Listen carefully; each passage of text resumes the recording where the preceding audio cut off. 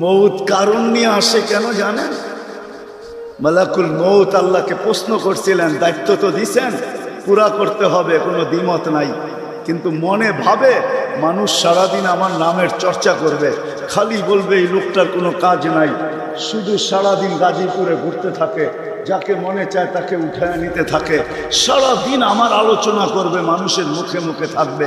তো আল্লাহ প্রতি উত্তরে বলছিলেন, সাআজআলু লিল মাউতি সাবাবা, আমরা মৃত্যুর কারণ বানায় দিব। ইয়ারতুরু সাবাব ওয়া ইয়ানসা, মানুষ কারণ নিয়ে আলোচনা করবে, তোমার নাম ভুলেও নিবে না।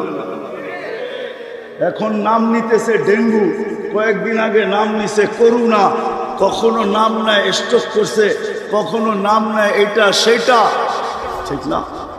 হ্যাঁ, আরেকটা কারণও আছে। শুধু নবীজির দিকে তাকায় এই উম্মতের জন্য আল্লাহ এটা করছেন, এই উম্মতের জন্য।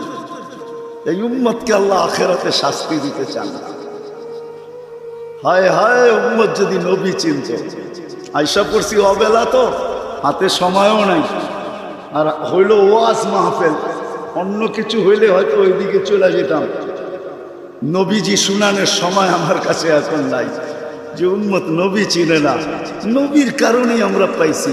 এই উম্মতকে শাস্তি আল্লাহ আখেরাতে ইনশাআল্লাহ দিবেন। হ্যাঁ হ্যাঁ, দেয় তো দেয় কি করা, যার উপরে 3-3 বার কুদরতি হাত লাগছে। কয়বার? সৃষ্টি লগ্নে একবার, বাছাই করবে একবার। আমরা বাছাইকৃত উম্মত। হুয়াজতাবাকুম, জাহিদ, শুধু শুধু বলেন নাই, জাহিদু ফিল্লাহি হাক্কা জিহাদি। উম্মতে মুহাম্মাদি, আমাকে পাওয়ার জন্য যতটুকু শক্তি আছে সব লাগায় দে না, সব লাগায় দে আমাকে পাওয়ার জন্য। কেন আল্লাহ? হুয়াজতাবাকুম, আমি তোকে নির্বাচিত করছি কুদরতি হাত দিয়া, আমার জন্য লাগাবি না তো কার জন্য লাগাবি? তৃতীয়, আল্লাহ আমাদের উপরে চিহ্ন লাগায়া দিছেন কুদরতি হাত দিয়া।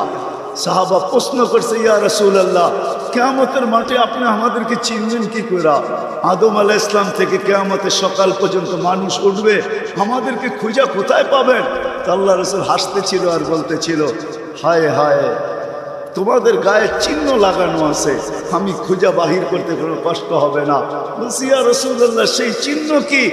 গুররাম মুআজ্জিলিনা মিন আসারিস সুজুদ, তোমাদের সেজদার জায়গা দিয়া নূর ফুটা বাহির হবে, নামাজ আর উজুর জায়গা দিয়া নূর ফুটা বাহির হবে, আর কারো বাহির হবে না, তোমাদের বাহির হবে। কেমন নূর? ইয়াসা বাইনা আইদিহিম ওয়া বিআইমানিহিম, নূর সামনে ঘুরতে থাকবে, ডাইনে ঘুরতে থাকবে, বামে ঘুরতে থাকবে, পিছে ঘুরতে থাকবে। রিয়াদুস সালিহিনের কিতাবে হাদিসে আছে, নবীরা পর্যন্ত দেখা আক্কা বাক্কা খাবে। এরা কারা? উম্মত তো খাবে, খাবেই। ফেরেশতারা বলবে, চিনো না বুঝি? ঠিক না, সবাই শেষে আসছে তো কোত্থেকে চিনবা? তোমরা তো ওই সময় চিনাই না। এটা উম্মতে মুহাম্মাদি, উম্মতে মুহাম্মাদি। আজকে এই উম্মত নবী চিনে, দাবি জানে না। শেষ জায়গায় চলে আসছি, আর কিন্তু লম্বা হবে না। আল্লাহর দাবি আমাদের কাছে, আল্লাহকে রাখা। যদি এই ছোট জীবনটা সুখে থাকতে চাও, আল্লাহ পাওয়া ব্যতীত সুখ হবে না। রব্বে কাবার কাছে যদি আল্লাহ পাওয়া ব্যতীত সুখী হইতো, তাহলে দুনিয়ায় সবচেয়ে বেশি সেলিব্রিটিরা আত্মহত্যা কোনদিন, সবকিছু পাওয়ার পরেও নিজের পিস্তল নিজের মাথায় রাখত, সবকিছু থাকা সত্ত্বেও নিজের টাকার কিনা রশি নিজের গলায় কোনদিন লাগত না। উন্নত বিশ্বে কোনদিন আত্মহত্যার প্রবণতা এত বেশি হতো না। আমাকে বুঝাইতে হবে না, আমি চিনি জাপানে আত্মহত্যা কোন জায়গায় করে। আমি দুইবার যেয়ে দেখা আসছি, পাহাড়ও দেখছি, সমুদ্রও দেখছি। আমাকে বুঝাইতে হবে না, আমি চিনি আমেরিকাতে সেলিব্রিটি কয়জন আত্মহত্যা করছে, যাদের নাম মাটিতে পিতলের অক্ষর দিয়া খচিত করা আছে। আমি ওদেরকে চিনি লস এঞ্জেলিসে। আমি যদি না চিনতাম তাহলে আমাকে বুঝাইতে পারতাম, আমি চিনি এদেরকে। সত্য এটাই, সুখ তো আল্লাহ পাইলে হবে, তাও এক কাপড় দুইজনের, একজনের এক কাপড় না, দুইজনের নামাজ সালাম ফিরাইতে দেরি, উঠা দৌড়াইতে দেরি করে না। আল্লাহ রসুল টাইকা দাঁড় করাইছেন, সালাম ফিরাইতে দেরি, দৌড়াইতে দেরি করো না। কারণটা কি? নামাজের পরে দোয়া আছে, তসবিহ আছে, তাহলিল আছে, আমি কথা বলি তুমি শোনো না। চোখের পানি ছেড়া দিয়া বলতেছে, ইয়া রাসূলুল্লাহ, দুইজনের এক কাপড়। দেখেন দিলে লাগে কিনা। দুইজনের কয় কাপড়? এক কাপড় দুইজনের। আপনি সালাম ফিরান, আমি ছুটা চলে যাই আউয়াল ওয়াক্তে নামাজ পড়ানোর জন্য, খুলা দেই। নামাজ পড়ে ওই ঘরের সুখ দেখাইতেছি, সুখ। স্ত্রী স্বামীর গাল ধরা চিমটি কেটে বলতেছে, আমি জান্নাতি। বলছে, তুমি কি করে জান্নাতি? বলছে, কেন? সবরের জীবন চলতেছে, সবরের বদলা জান্নাত। কোনদিন তোমার কাছে চাহিদা তো দূরের কথা, নিজের মনের কাছেও করি নাই। অভিযোগ তো তোমার কাছে দূরের কথা, অন্যের কাছে দূরের কথা, মনে মনেও কোনোদিন অভিযোগ করি নাই যে আরেকটা কাপড় আনে না কেন। সুখ এটার নাম। স্বামীর চেহারাটা একটু মলিন হয়ে গেছে, তো স্ত্রী আবার চিমটি কেটে বলতেছে, চেহারা মলিন কেন? তুমি জান্নাতে চলে যাবে। আমি তুমি কি আমার মতো স্ত্রী পেয়ে শুকরিয়া আদায় করো না? তো হাসতেছে, বলতেছে, পাগলি, একবার ডেলি 100 বার। তাইলে শুকুরের বদলাও জান্নাত। দুজনে জান্নাতে যায় ফুর্তি করবে। আজকে আর আমার সমাজ তো মনে করে দুনিয়াই সব শেষ, ঠিক না? আমার সমাজ মনে না করুক, যুবকরা তো মনে করে দুনিয়াই সব শেষ। 14 তারিখ দুনিয়াই আছে, আর কোথাও নেই, ঠিক না? হ্যাঁ, আরে নাউজুবিল্লাহ পরে পড়েন না, এত নাউজুবিল্লাহ পড়েন কে লেগা? যুবকরা মনে করতেছে 14 তারিখ দুনিয়াই শেষ, ঠিক না? শুধু যুবক না, যুবতীরও মনে করে 14 তারিখ দুনিয়ায় শেষ। হ্যাঁ, জান্নাতে ঘন্টায় ঘন্টায় 14 তারিখ রাখা আছে। এইখানে একই মেসেজ দিছে, 14 তারিখে 20 জন রে লয়া দাঁড়ায় আছে, একজন রে 19 জন রে শেখা, ঠিক না? হ্যাঁ, মেসেজ পাঠাইছে ফুলের, লয়া দাঁড়ায় আছে গাজীপুরে জুতা, ঠিক না? এইখানে বেশি তাকাইলে জুতা দেখায়, ঠিক না? জান্নাতে জুতা দেখাবে না, তাকাইতে দেরি, চোখে চোখ লাগতে দেরি, বুকে লাগতে দেরি হবে না। আল্লাহ পবিত্র বানায় রেখা দিছে। শখ মিটানের জায়গা তো জান্নাত। ব্র্যান্ডের জিনিস দুনিয়ার কি আছে? ছাতা। জান্নাতে ব্র্যান্ডের জিনিস আল্লাহ রেখা দিয়েছেন। সবচেয়ে নিম্ন ব্র্যান্ডের জিনিস হলো 3 কিলোমিটার ঘেরের লেহেঙ্গা। কয় কিলোমিটার? এই সুতা দিয়া বানাবে না, আলোর সুতা দিয়া বানাবে, আলোর সুতা দিয়া। কোনো ওয়েট হবে না, ওয়েট। আল্লাহ বানায় রেখা দিছে মা বোনদের জন্য। আজকে যদি আল্লাহকে রাজি করলো, চলে গেলাম আবার আখেরাতে। বলছিলাম যে আখেরাত নিয়ে আলোচনা নাই, দুনিয়া নিয়ে। যদি দুনিয়া সুখে থাকতে চাই, আল্লাহ পাওয়া ছাড়া সম্ভব না। আল্লাহ যদি পাওয়া যায়, তাইলে দুইজনে কয় কাপড়? তারপরও কেক কাটা ছাড়া হ্যাপি। কেক মনে হয় বোঝেন নাই? না না, করতে বুঝবেন, আপনারা সব হুজুর মানুষ, কোত্থেকে বুঝবেন? কেক কাটা ছাড়া। আর আমরা তো কেক কাইটো হ্যাপি না, ওরা তো কেকই কাটে না, ঠিক না? তারপরও কি 3 দিন পর্যন্ত ফাতেমা রাদিয়াল্লাহু তাআলা আনহার ঘরে চুলা জ্বলতেছে না। সকালে বাহির হয়েছেন আলী রাদিয়াল্লাহু তাআলা আনহু, বিকালে ফিরতেছেন। ফাতেমা অপেক্ষা ছিল আজকে কিছু জুটবে। যখন দেখতেছেন বিকালে আলী ফিরতেছে রাদিয়াল্লাহু তাআলা আনহু, চেহারাটা মলিন, হাত দুটা খালি। ঘরের পাশে যখন চলে আসছেন, এখন আর পর্দা নষ্ট হবে না, আওয়াজ দিলে। আওয়াজ দিছে আলী, চোখে চোখ পড়ছে, বলছে চেহারা মলিন কেন? ফাতেমা আজকেও কিছু জোটে না। তো ভিতর থেকে আওয়াজ আসতেছে, আলী ওয়াজাদনা শাকারনা লাম নাজিদ সাবারনা। পাবো তো শুকরিয়া আদায় করব, না পাবো তো সবর করব। আলী তুমি কি ভুলা গেলে? শুকুর আর সবর যে করে তার সাথে আল্লাহ। যাদের সাথে আল্লাহ থাকে তাদের চেহারা মলিন হওয়া শোভা পায় না। আলী তোমার চেহারা মলিন কেন? হাসবে তো দরজা খুলবো, নাইলে খুলবো না।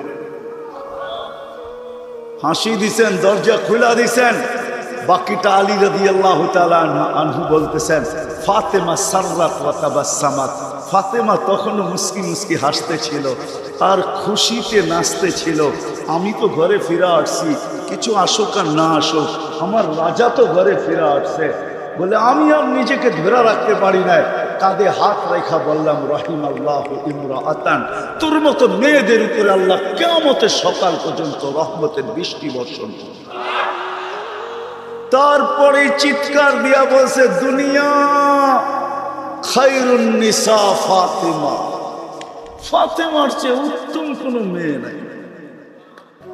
এটার নাম হলো কেক কাটা ছাড়া হ্যাপি। আমরা তো কেক কাটো আল্লাহকে রাজি করতে হবে। রাজি, আল্লাহকে রাজি করতে রাজি। কে কে রাজি দেখি? হ্যাঁ সত্য, নামান নামান নামান। কিন্তু আল্লাহকে রাজি করবেন কি করে? চোখে দেখা যায়, কথা কানে শোনা যায়, দেন ধারণায় আনা যায়, বর্ণনা দিয়ে শেষ করা যায়? সামান্য পদস্থ হইলে হাত ধরা ছোঁয়ার বাহিরে চলে যায়, ঠিক না? বাপ এরকম নেয় যে উনি মনে হয় সবকিছুর মালিক, ঠিক না? সামান্য পদস্থ হলে আল্লাহ তো আল্লাহ না, আল্লাহ তো রহমান, আল্লাহ তো রহিম, আল্লাহ তো মালিক, আল্লাহ তো কুদ্দুস, আল্লাহ তো সালাম, আল্লাহ তো মুমিন, আল্লাহ তো মুহাইমিন, আল্লাহ তো আজিজ, আল্লাহ তো জব্বার, আল্লাহ তো মুতাকাব্বিরুল খালিকুল বারিউল মুসাব্বিরুল গফফারুল কহ্হারুল ওয়াহ্হাবুর রাজ্জাকুল ফাত্তাহুল আলিমুল কাবিদুল বাসিতুল খাফিদুর রাফিউল মুইজ্জুল মুদিল্লুস সামিউল বাসীরুল হাকামুল আদলুল লতীফুল খবীরুল হালিমুল আযীমুল গফুরুশ শাকুরুল আলিয়ুল কবীরুল হাফিজুল মুকিতুল হাসিবুল জলিলুল করিমুল রকিবুল মুজিবুল ওয়াসি আল হাকিমুল ওয়াদুদুল মজিদুল বাঈসুশ শাহীদুল হকুল ওয়াকিলুল কবিয়ুল মাকিনুল ওয়ালিয়ুল হামিদুল মুসি আল মুবদি আল মুঈদ আল মুহয়ি আল মুমীত আল হাইয়্যু আল কাইয়্যুম আল ওয়াজিদ আল মাজিদ আল ওয়াহিদ আল আহাদ আল সামাদ আল القادر المقتدر المقدم المؤخر الأول والآخر الظاهر والباطن الوالي المتوالي البر التواب المنتقم العفو الرؤوف مالك الملك ذا الجلال والإكرام المقسط والجامع والغني والمغني المانع الدار النافع النور الهادي البديع والباقي الوارث والرشيد الصبور جل جلاله الله تنيرانبي قادر مالك الله রাজি করব তো করব কি করে? আল্লাহর এহসান তো আল্লাহ সহজ করছেন। হায় হায়, বন্ধুকে যদি ভালো না বাসতেন, হাবিব না বানাইতেন, তাইলে মনে হয় এতটুকু করতেন না। বন্ধুকে হাবিব বানাইছেন বিদায়, ভালোবাসেন বিদায়। এই উম্মতকেও আল্লাহ ভালোবাসে, যদিও উম্মত আল্লাহকে ভালোবাসে না, নারী বাসে না পুরুষ বাসে, শুধু মুখে মুখে বাসে। আব্দুল কাদের জিলানির কথাই সত্য, লিসানুকা মুমিন কলবুকা মুনাফিক। হয় তোর মুখটা তো মুসলমান কিন্তু দিলটা তো মুসলমান না। সত্য এটাই। আল্লাহকে ভালোবাসে, আল্লাহ তো এই উম্মতকে ভালোবাসে।